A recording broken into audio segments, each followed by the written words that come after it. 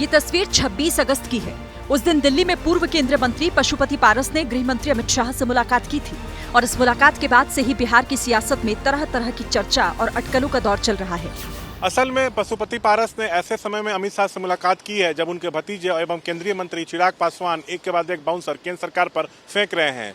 4 ऐसे मुद्दे सामने आए हैं जिसमें चिराग का स्टैंड बिल्कुल विपक्ष से मेल खाता है और इसीलिए अब चर्चा होने लगी है कि क्या चिराग को काबू में रखने के लिए पारस को एक्टिव किया गया है। किसके मन में क्या चल रहा है ये तो वही जानता है, लेकिन जो सामने दिख रहा है उसको लेकर चर्चा और गॉसिप्स हैं।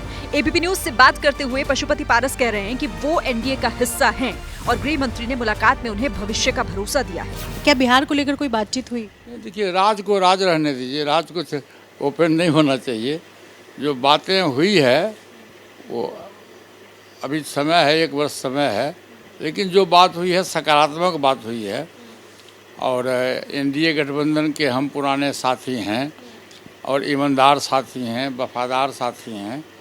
लोकसभा के चुनाव में हमारे साथ में इंसाफ नहीं किया गया तो मैंने कहा था कि सर लोकसभा की तरह नहीं होना चाहिए। उन्होंने आश्वासन दिया कि विधानसभा में निश्चित रूप से बिहार में जब भी चुनाव होगा तो आपकी को सम्मान दिया जाएगा।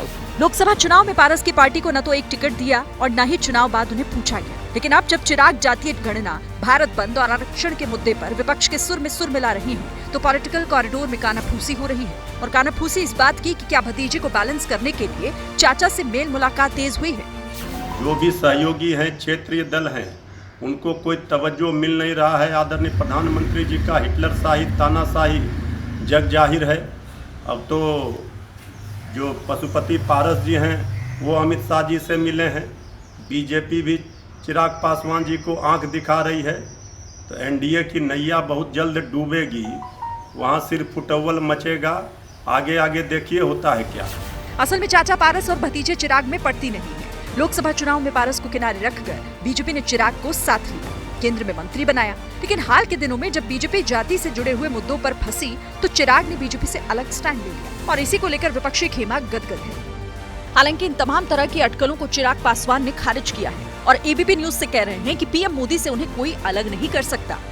कि दुनिया की कोई ताकत नहीं है जो मेरे और मेरे प्रधानमंत्री के इस रिश्ते को तोड़ सके। मैं कल भी मजबूती से उनके साथ था, मैं आज भी हूं। और जो लोग ये सपना देखते हैं या जो लोग ये उम्मीद लगाते हैं कि अरे चिराग अलग हो जाएगा, 5 साल ये सरकार नहीं चलेगी, मैं दावे के साथ कहता हूं ना सिर्फ ये सरकार 5 साल चलेगी बल्कि अगले 5 साल 29 के परिणामों में भी पुनः एक बार मेरे मौजूदा प्रधानमंत्री ही देश के प्रधानमंत्री बनेंगे और उस सरकार का भी मजबूती से समर्थन लोक जनशक्ति पार्टी रामविलास और चिराग पासवान करेगा। राजनीति में बिना आग के धुआं तो नहीं उठता। वैसे भी बिहार में अगले साल विधानसभा चुनाव होने हैं और एनडीए के सहयोगियों के बीच सीट बंटवारा यहाँ बड़ा मुद्दा रहने वाला है। हो सकता है कि इसी को ध्यान में रखकर चिराग का खेमा दबाव की राजनीति कर रहा हो। 2015 के बिहार विधानसभा चुनाव में नीतीश जब एनडीए में नहीं थे तब चिराग एनडीए में थे और उन्होंने बीजेपी से गठबंधन में चुनाव लड़ा था। इस बार नीतीश एनडीए में है और मांझी और कुशवाहा भी। 2020 के बिहार विधानसभा चुनाव में सीटों के मुद्दों पर ही चिराग ने एनडीए से नाता तोड़ लिया था और इस कारण एनडीए को नुकसान हो गया था।